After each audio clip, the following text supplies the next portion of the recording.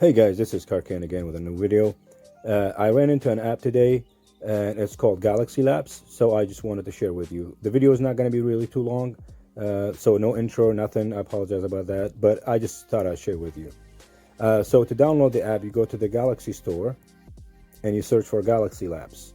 I already searched it. You just hit download and it will tell you to download more stuff once you open it.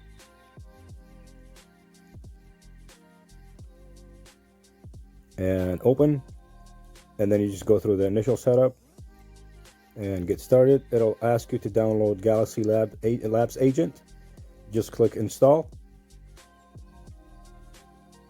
and you're ready to go. You will see 4 sections: File Guardian, Battery Tracker, Battery Guardian, and Galaxy App Booster. Let's download them all and then I'll go through them one after one. So let's go to this one, install, go back. Same thing. Second one, install. This one too, install. And the last one.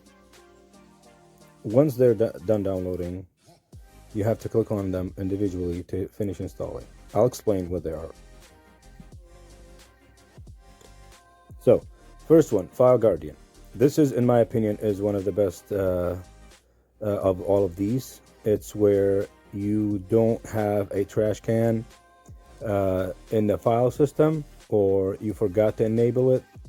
This will recover any file you delete from your internal storage or SD card, period. Anything you delete by accident, this will keep a copy of it for a certain amount of time, and then you can recover it. So let me show you how it works. So now I'm going to go to my files. Let's say I'm going to delete this. Press and hold. Oh, actually, let me show you. The trash can is not enabled. See? And then we'll go here, press and hold, delete, and file is gone.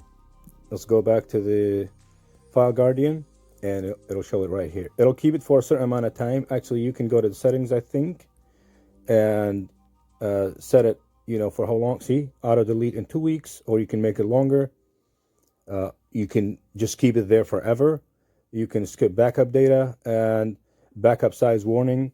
That will keep applications until this app occupies a certain amount of storage out of your phone. So you can go to this app that we deleted, and you can either delete it or restore. Hit restore, and then go back to my files right here, and boom, there's the app. That's really cool. It could save you a bunch of headaches just in case you forget and delete an app by, delete a picture or a file or something that is very important. You can recover it. Now let's go to the rest of it. And second one, Battery Tracker and Battery Guardian. I think they're already in the system. You can get to them through device care, but they just make it easier to access. So this one right here, basically it just shows you your battery usage and what apps are, consuming more battery from you. So that's really basically it. That's it. The Battery Guardian, same thing. See, it says automatically optimize your device once it detects excessive background battery usage. This is actually even also in the device care where you can optimize apps or not optimize apps, but this makes it closer. This is a weird one. I'm not sure what this does exactly to optimize the device, but I researched online and I found out some answers. So here's what it does. Not 100% sure, but that's what I found out from some other people.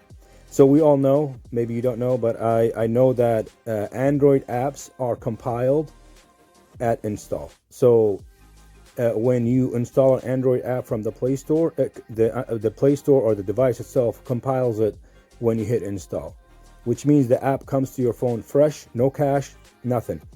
What this app does, it actually recompile every app on your phone as if it was just installed, which means I think it clears all the cache, all the garbage that comes with the apps when you have them there for a long time, and it makes them look like they just got installed.